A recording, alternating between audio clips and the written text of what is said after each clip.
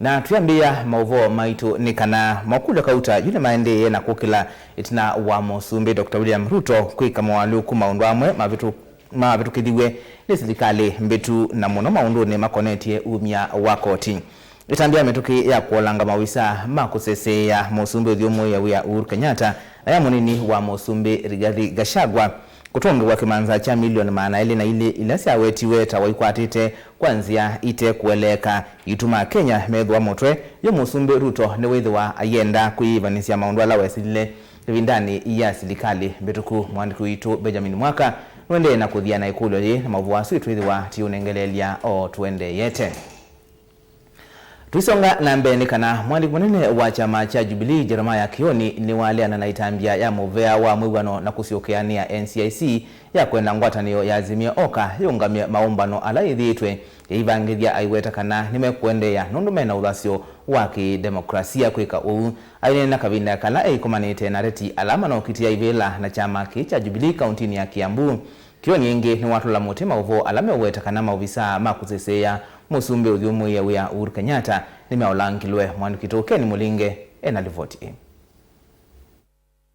We would like to call upon the former Prime Minister to cease with these political rallies and any plans that might be there for demonstrations. Muthenya umwe tina wa mwene kivila wa nzama ya umwana wiwenthio wa NND ya NCIC Reverend Dr. Samuel Kobia kwenda ndongo ya Azimio Raila Odinga kuungamia mbumbano sya kiuteti loto aisya novanie kuendeea kutoesya aiweta sya mbise kuwete wa niko katikati wa NND mandhi ya Kenya wendekethio uwe noko valukile matune mekite muvoa tina wa mwandiki munene chamani cha Jubilee kila kiungua ngwatanio Azimio Jeremiah Kioni kuweta ninde mamini ya kwamba meyo andanzi kwina wadhi wa kusukuma serikali wa William Ruto kuthukuma Kenya katoa maundu manene langwatanio ivanie kuendeea kusukuma mbanone wa wachuma ukiwanzani chaka mukunji nola wachuma tuadhiwa mavoko kauntini ya Machakos veula wa kulela Kenya ngalama mekele na kungama kwanzile na vitu kithisio kosa kwa makamishena angi maimbia muonza manza monuvani na mevaka va Kenya ya IBC.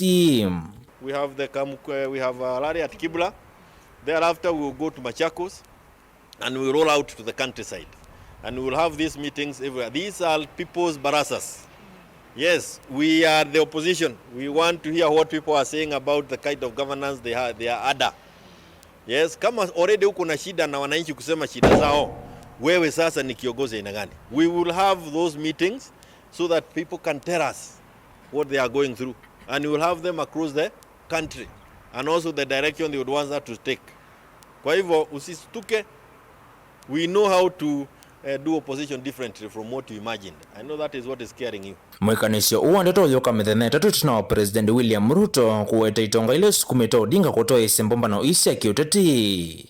Tasikweka huku isi yene na molo toa kuiva koti tina wa sukwitha itaithito yiva koti President uthiumwe ya Uhuru Kenyatta ikusi iwa kilenge seneki. Itambile na musukumia kuyumilia sanzo na kutungu the ndoto kula kwe President Ruto kwa kuweta uende kukuna kilele vandova kuthukuma Kenya. Muthenya umwe tina wa mwekanisyo uwa ndeto namba sikalile na musunga President uti wea na ndo makema musie iyo la wakana wa chuma kewa uye kidhi wakatano ni muthenya wa volisi Jafeth Koome.